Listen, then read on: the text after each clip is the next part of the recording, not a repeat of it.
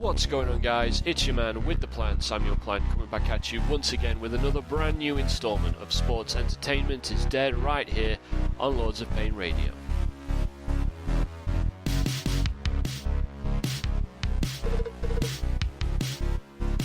Thanks for tuning in, guys. If you missed last week's episode, you can still go catch that on demand. The way to do it is very simple. Head over to Spreaker, head over to lordsofpain.net, and you can catch my last episode of SEID on demand. You can also do it through your usual podcast provider as well. Please also make sure you check out all the other great shows here on Lords of Pain Radio. We have stuff coming to you each and every single day of the week, covering everything from New Japan Pro Wrestling, Ring of Honor, TNA, indie circuits, British wrestling, you name it, we've got coverage for it, so do make sure you check out all the wonderful shows. You can do so by subscribing. Don't subscribe to Lords of Pain Radio, but do subscribe to each of our shows by their individual name, and that way you can make sure you don't miss a second of the great coverage we've got for you here on Lords of Pain Radio. It is another week in my ongoing project for Sports Entertainment is Dead Year 2. If, of course, you're unfamiliar with it, and this is the first time you're tuning in, I take a guest host every single week, and we explore a match chosen quite at random, historically either by myself or said guest, to explore the themes, the creative merits, the character, the narrative, its historical importance, anything that we think is worth commenting on. It's all inspired by my book, 101 WWE Matches to See Before You Die, which you can still go ahead and buy on Amazon anywhere in the world.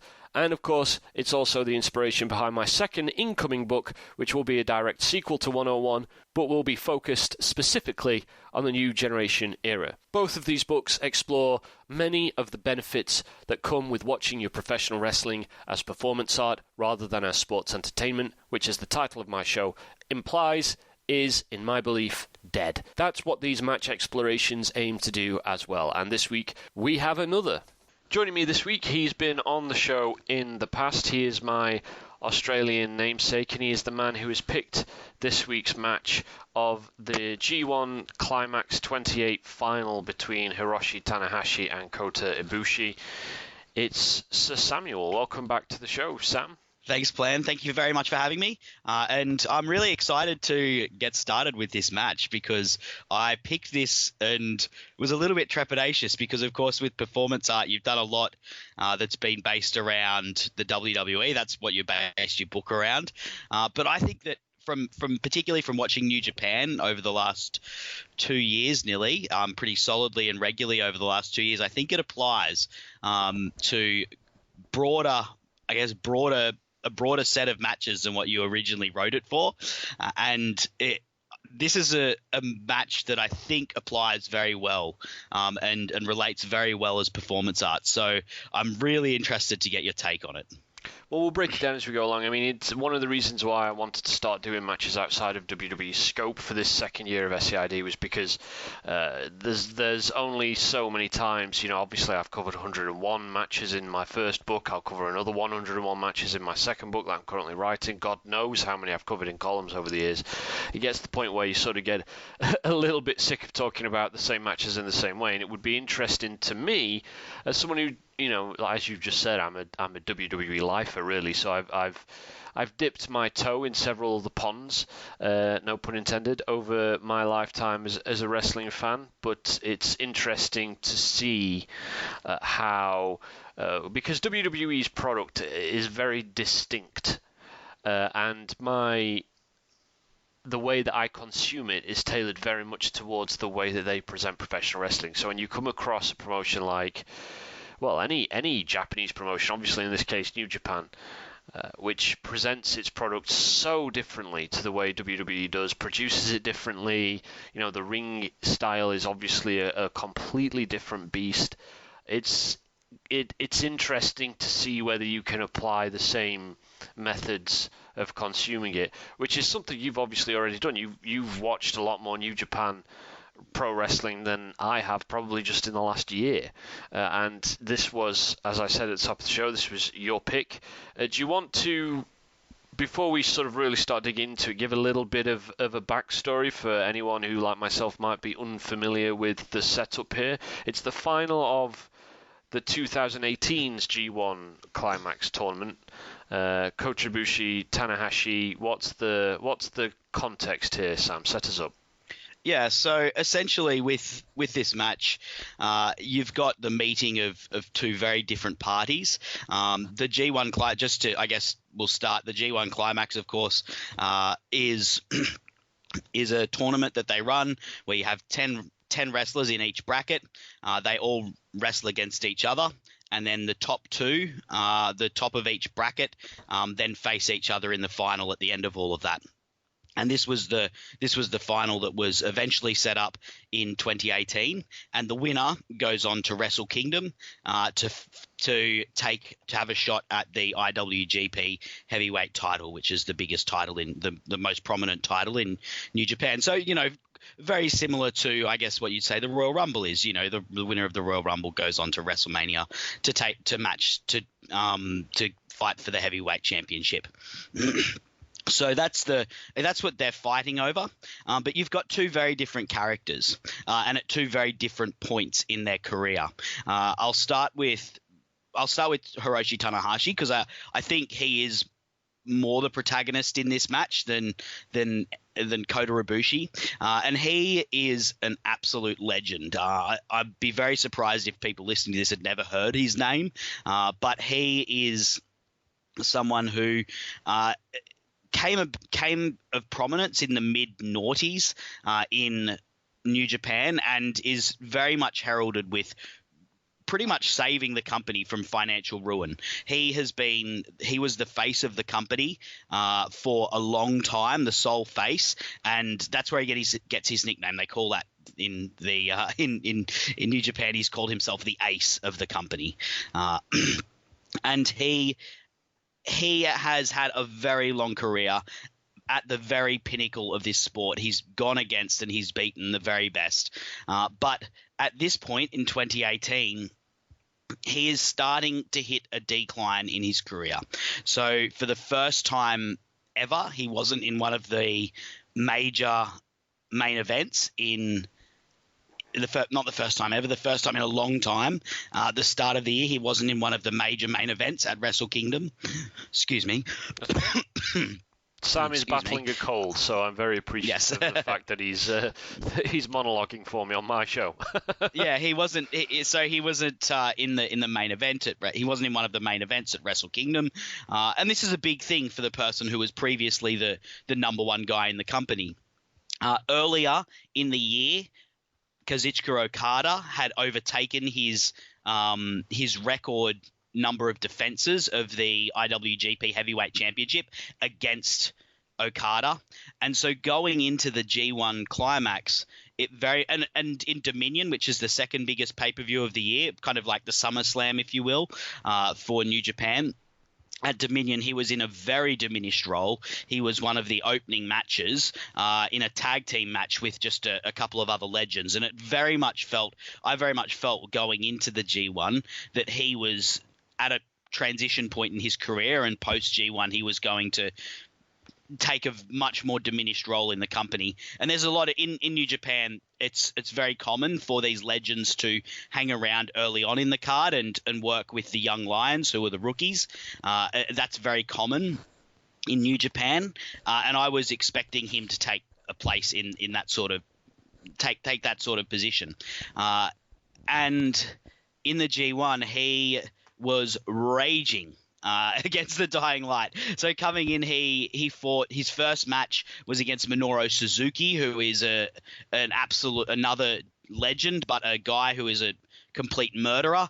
And they tore one another apart. And all the way through the G1, Tanahashi was barely holding himself together, but slowly building momentum. And then in the final of his block, he was against Okada, who is probably his greatest rival at this point, but a person he hadn't beaten in years, and he managed to get a draw, which gave him enough points to go through to the final.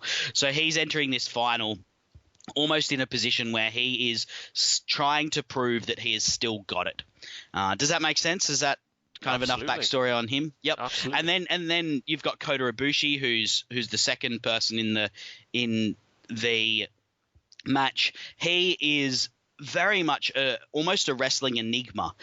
He is someone who is immensely, incredibly talented, but he's someone who, at the pinnacle of his career in about 2015, when it looked like he was just about to sort of take the next step and become a true star, a true – well, he was already a star, but become – someone who is of the caliber of a heavyweight champion and sort of get to that position, he decided to walk away from Japanese wrestling. And that's when, he went and wrestled in the Cruiserweight Classic and very famously wound up, I love to say, very famously wound up in a London back alley shooting fireworks off his chest. If you haven't seen that, YouTube Kota Ibushi fireworks. It's very, very funny. But someone who, felt burnt out when he got to that point, and at this point has come back to New Japan, has reconciled with Kenny Omega, who they had a very famous tag team called the Golden Lovers, and he is now once again looking to take this. Can he make that step that previously he couldn't?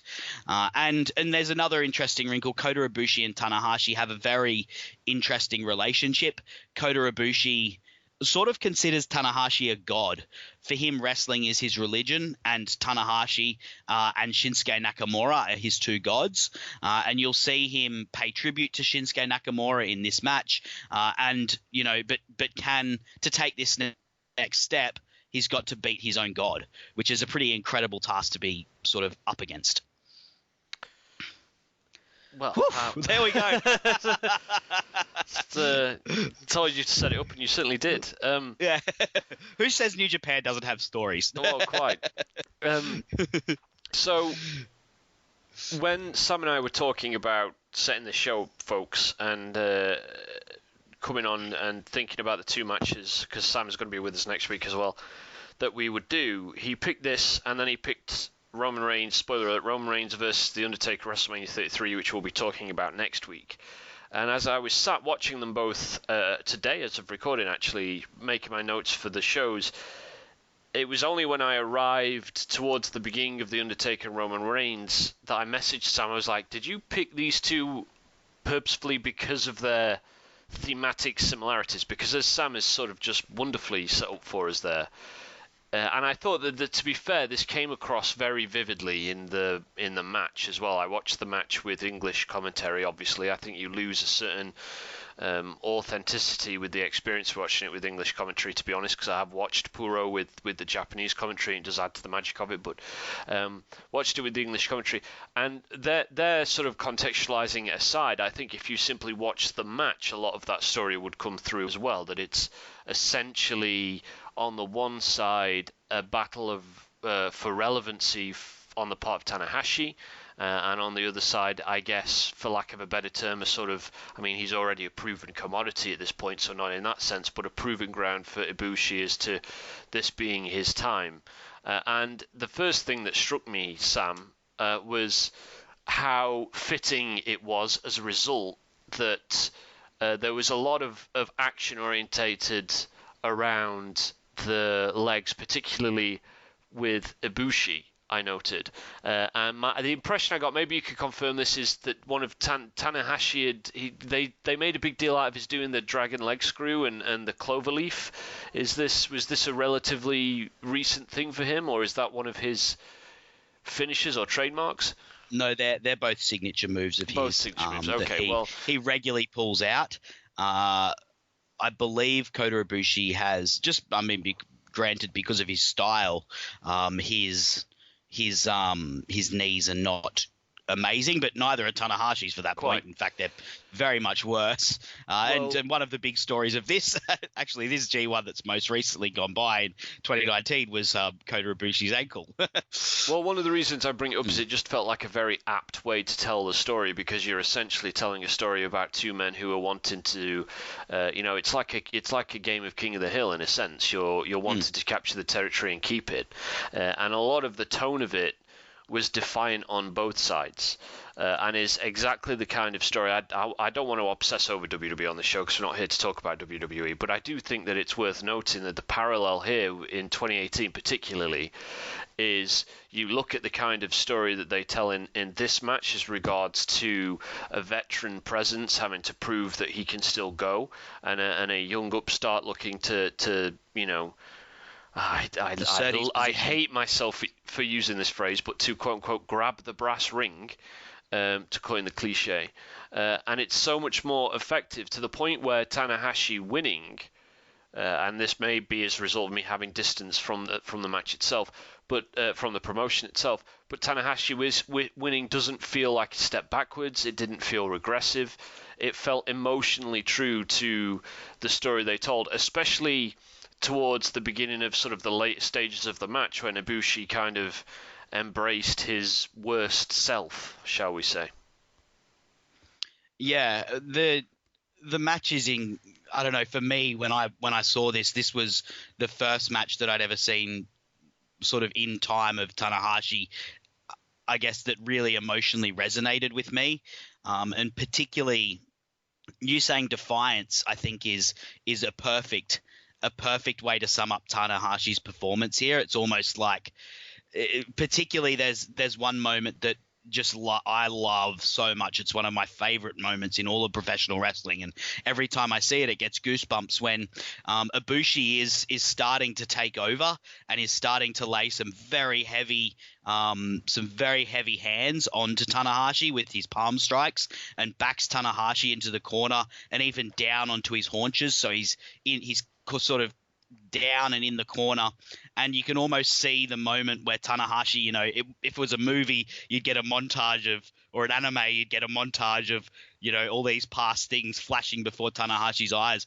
before he just rages out of the corner and wills his way across the ring in front of Kota Ibushi, you know, backing Kota Ibushi down while Kota Ibushi is the one that's laying on strikes, and and Tanahashi's just relentlessly coming forward and kind of almost going like, no, I will not die. I'm not going to go quietly. I'm just going to keep raging against the dying light almost. And that moment is so incredibly defiant of time, of his injuries, of his opponent who's getting the better of him, of the critics who say that, you know, maybe things have started to pass Tanahashi by. Maybe, you know, this new generation of Okada, Ibushi, Omega, Naito, maybe they've passed Tanahashi by, and he's saying, no, I'm still the eternal ace here. I am still more as relevant as I have ever been, and just as much of a force of nature as I have ever been. Which is a story that wouldn't work if Tanahashi had been a divisive ace, for lack of a better term. You think about, again, I'm not going to keep going back to WWE, but one last point on this front. You think about them trying to tell this story with, say, John Cena a few years ago, and it wouldn't have been halfway. In fact, they probably did try to tell it a number of times, and wouldn't have been halfway as effective because of the nature of his run on the top, which I think is a testament to the reason I bring this up is because I think it's a prevalent point, because in this match you have an example of the cumulative benefits of being a company that isn't belligerent in the way that it engages with its fan base, you know, isn't going to stick. I mean, I don't know enough about New Japan to comment historically, and maybe that's a not necessarily accurate phrase, but the point that I'm trying to make is you can't arrive at a story like this if Tanahashi isn't a beloved performer and isn't a beloved guy at the top. And coming from the outside in, that's the way it came off to me. It felt like that. I mean, there was a clear audible split in the crowd support at several occasions, but it felt very much like people were engaged as much with Tanahashi trying to keep his ground as Ibushi trying to gain it. I had an English literature teacher who, in school, who once said something to me that always stuck with me, and I can't remember exactly how he phrased it now, but it basically amounted to saying that the next generation is always, and I remember he used the term biting at the ankles of the current one sooner than the current one wants. And he said to us that this happens, it'll happen to you, and it's happened with, the year above you, it'll happen with the year after you. It's always stuck with me, and it's very much a case, I think, this match, of what happens when the current generation bites back. And that moment that you mentioned, where Tanahashi comes fighting out, because that's obviously led into by a moment in which Ibushi does the exact thing to Tanahashi, sort of almost rises from the dead on his spot in the ring, and beats Tanahashi down into the corner. And the story that they tell just in those few moments with their body language alone demonstrates how, even though in-ring styles when it comes to professional wrestling can vary wildly, often the language is universal, because if you know how to tell the story well, you wouldn't even need a commentary track to tell it. Yeah, and you can see, in that moment when Tanahashi is backing Ibushi down, all those doubts that Ibushi had about himself in 2015 when he had the world in front of him ready to grab, and he had the brass ring, his hand around it, and he chose not to grasp it. All those doubts start to come flooding back, and you can see that in his body language, and he works his way back into the match from there. But I don't know, for me, that was the big turning point in the match where I was like, Tanahashi's going to win this. There's no way that Ibushi can match the will of Tanahashi right now. And even with his immense talent, his reverence for Tanahashi as well, he can't overcome that mental obstacle in his mind at the moment, given sort of the zone that Tanahashi had entered in his career. And following on from that, I feel like the ending, when Tanahashi goes up for the high fly flow, and Kota Ibushi, and it's filmed amazingly, is standing there sort of leaning to one side, teetering, isn't even able to put his hands up to defend himself. All he can do is stand and watch as his god ascends and takes him down, and is helpless in that moment. And I feel like that's a great ending for the story that they're showing in that moment when Tanahashi rages back across the ring. Let's talk a little bit about some of the actual content of the match, because I, as someone who doesn't consume a lot of Japanese strong style wrestling, doesn't consume a lot of New Japan Pro Wrestling, one of the reasons for that is because I find it relentlessly intense, and I'm not sure I'd be able to. I've sat and watched entire Wrestle Kingdoms before, but I often find it a bit much of a muchness. But it's interesting because when I watched this match, and you have common Japanese wrestling, it seems to me, as someone who comes from a distance, seems to have as many common tropes as WWE's or American popular wrestling had before Japanese strong style started to have such a heavy influence on what we see in the States as well. And things like, the one that always stands out to me is when you get these protracted exchanges of forearm smashes, which is heavily featured in the middle of this match, which would drive me to saying something along the line. You get the false finish, which I've seen a lot, off the back of finishes, though less of it than I was expecting, that I've seen in other examples of Japanese wrestling matches. It may be because, as someone who only dips in and out of it infrequently, I tend to only end up watching the major sort of main event showdowns and the really kind of popular or vaunted matches, and so I'm only ever engaging in it at one level. But it did strike me sometimes as those cliches, typically coming out in the middle of this, which I wasn't necessarily the most fond of.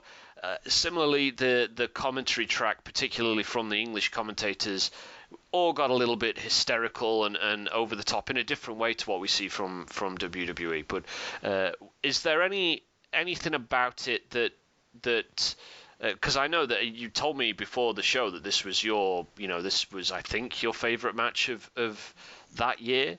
But do any of these criticisms ring true for you as someone who exposes himself a lot more to it, or is it just because I've only seen one sphere of this style? Yeah, look, there's definitely tropes for New Japan as much as there is WWE or, I guess like for lack of a better term, we'll call it American indie wrestling. Even British wrestling has its own tropes. That sort of weird headstand thing that they do in the grappling exchange at the start. I feel like I see that every time Jack Gallagher's busting something out, or when Will Ospreay wants to show that he can catch wrestle, he does that move. I would say I'll break that down into 2 points. The false finish is not, because I think it is a fact that you're watching the biggest matches. Most of the time, the actual finishing move is very protected, but they definitely have very protracted, very long ending sequences normally, but it's a lot of counters around the finishing moves. So when they do pop out of the finishing moves, it does feel like a big deal, because most of the time they're very well protected by all these counters where, each wrestler is absolutely desperate to avoid the finishing move of the other wrestler. The forearm smashes is definitely a thing. There's a big emphasis in Japanese wrestling on fighting spirit, is probably the best way to describe it. There's a Japanese term that escapes me for it, which is, sounds very evocative, but fighting spirit, and essentially that's what those forearm duels are, I guess, are to break down, is who's going to relent first in the face of this onslaught. And it's like, you slap, I slap, you slap, I slap. Who's going to be the first one to break down? And it's definitely, I remember the first time there's an interesting recording of myself after the first Wrestle Kingdom I'd ever watched. I went live with the implications, and there was a Minoru Suzuki and Hiroki Goto match, and they are two very big proponents of strong style, which incorporates that, I guess, that aesthetic. Those two people going together, toe to toe in the ring and forearm smashing each other in the face, and I really disliked it. And I came out saying that, like, this was just not for me, that thing. But the more you watch, I guess, and that was me coming in without any understanding of what it's about. The more you watch and understand, the more I guess you get used to it. Maybe you could say get desensitized to it a little bit. But now I really enjoy both of those wrestlers and the aesthetic and character they bring to it. So yeah, I totally sympathize with where you're coming from, though. The first few times I watched New Japan, I didn't have a lot of time for those sorts of exchanges. Well, I mean, on the note of the finish kick out, I should say this is an instance of, I thought it worked tremendously effectively, and very, very well. And there were notes of Warrior versus Savage at Mania 7 with the 3 high fly flows at the end as well, which I, as a WWE guy, really could sort of get into and appreciate. And I loved there was a little bit of symmetry in there where they sort of both ended up getting a near count out at one point, though tellingly Tanahashi didn't drag Ibushi back in, but Ibushi did drag Tanahashi back in. That brings me to the final thing that I wanted to raise about the match before we sign off here, which is that there's one of the things that I write about in my book, 101 WWE Matches to See Before You Die, available to buy on Amazon, is the ridiculous notion, I believe, that heels can't wrestle heels, and this idea that somehow babyfaces and heels are still a thing in this day and age when they're clearly not. There's no real clear-cut babyface or heel in this match from when I approached it from a traditional sports entertainment point of view. And what was so wonderful was that, and I can't remember what the match was that I saw. It was a New Gen match that I saw this in recently. I can't remember what it was now, but essentially both of them play both of those roles, and it's dependent on your perspective. You could easily see Tanahashi's performance as either wily and savvy or desperate, or you could see Ibushi's performance as hungry or you could see it as needlessly brutal. And that was one of the really wonderful takeaways from me, was to see, perspective wrestling, for lack of a better phrase, wrestling that from an emotional standpoint you approach depending on which character you sympathize with the most, and there are reasons to sympathize with both of them and there are reasons to not sympathize with both of them, and that kind of morally complex storytelling is something I would love to see a lot more in professional wrestling today. Yeah, and I think that's one of the reasons that New Japan has resonated so heavily with me, and this year I've almost become pretty much a New Japan is the product that I watch the most frequently, is because their treatment of characters is so three-dimensional and so fleshed out.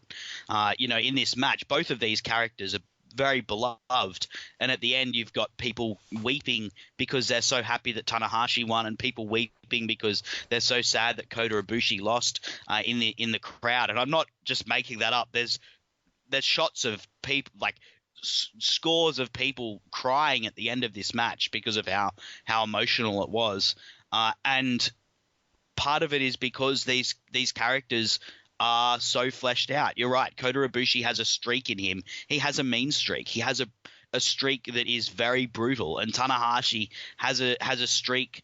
Part of him doesn't want to let go, and that was a big part of his. He had a big rivalry with Okada, which is almost defined.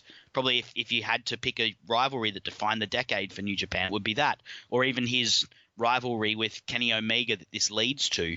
There is a part of him that doesn't want to leave the spotlight, which, that's not necessarily a positive thing. That sort of narcissism is almost a little bit ugly, but he's still beloved in spite of it. And then there's other characters. They actually have on night of recording last night, they actually had two guys from the same heel faction going against each other, but two very different types of heels.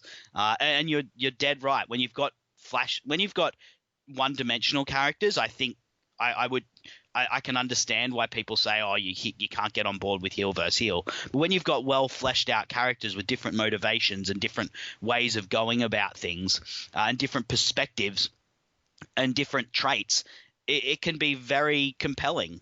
And this is a match of character versus character. It's, they're two beloved characters, absolutely. But you're right. There's both of them go to different parts of their personality that could be considered, not so heroic or slightly ugly. But both also have big parts of their personality that are incredibly heroic and incredibly endearing, which is why the crowd love them so much.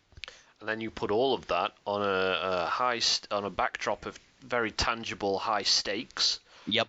With real repercussions, and what you get is magic. I did very much enjoy the match. I was a bit trepidatious approaching it, especially the current mood I'm in with wrestling, which is sort of at a point where it's kind of like any wrestling it makes me feel like I've gorged on something unpalatable, but it was something that I really enjoyed. Very emotionally palpable, even for someone who came at it, completely cold. You'd given me a little bit of context on Twitter, but like I say, despite that, certainly I would say that it evoked a stronger emotional reaction from me than any of sort of AEW stuff that I've seen so far, which isn't a knock on them, but more designed to be a testament to the quality of the match that you picked. Very glad that you picked it, and of course it's the first New Japan Pro Wrestling match, so I hope the first of many to come over the next year, that we'll cover here on SEID. You picked a hell of a one to start that trend, though. I don't know how you find one after that that's going to be as good, but I guess that's going to be for the future to hold. Sam, thank you for joining me. Thank you for battling through your... That's all right. Hopefully you're just Hiroshi Tanahashi. You've just been slapped down by poor wrestling. You're just in the corner and you're about to rage out of all of that plan and rage back across the ring. just swatting aside these inferior products fueled by amazing matches like this one. Yeah, this was my match of the year for 2018. If you haven't seen it yet, Hiroshi Tanahashi versus Kota Ibushi, the G1 final. New Japan Pro Wrestling has a streaming service you can sign up for 999 yen, which works out to be about the same thing as what the WWE network costs, and there's a lot of amazing matches. Yeah, hopefully we can come back and talk about another one. I don't know how I'm going to find another one that's quite as emotionally resonant as this one, because I did pick this one because I think it is a very emotional story, and it's unashamedly set up like that, and it fits the performance art. I think it fits the performance art view quite well. Very well, in fact. But thank you for having me. My pleasure. If you've enjoyed the show, folks, don't worry, because Sam is going to be with me again next week. Next week, I already mentioned it towards the beginning of the show, another one of Sam's picks, and arguably the first opportunity here on year 2 of SEID for us to reappraise a heavily maligned match, depends on what we find. It's The Undertaker versus Roman Reigns in the closing match of WrestleMania 33, which is going to be a very interesting discussion, so look forward to that next week. Sam, thanks once more. Thank you, Plan. It's been my pleasure. In the meantime, guys, if you want to get in contact with me, you can do so via any of the usual means at LOPPlan on Twitter. Look up Samuel Plan on Facebook. Email me at samuel.plan101@gmail.com. You can drop me a comment on any of my posts on lordsofpain.net, be it a podcast or a column. You can find me at Spreaker, or, of course, you can head over to LOP Forums, sign up, get yourself involved in our community, and you can drop me a message on there as well. Also, be sure to hit up my friend SirSam. I forgot to get his Twitter handle before he left, but he's relatively easy to find. He's pretty prolific on Twitter as well, so you can find him and hit him up on social media too. Thanks for listening, guys. I hope you will join us next week. I look forward to talking to Sam again, and in the meantime, stay safe, have a good week, and have a good one.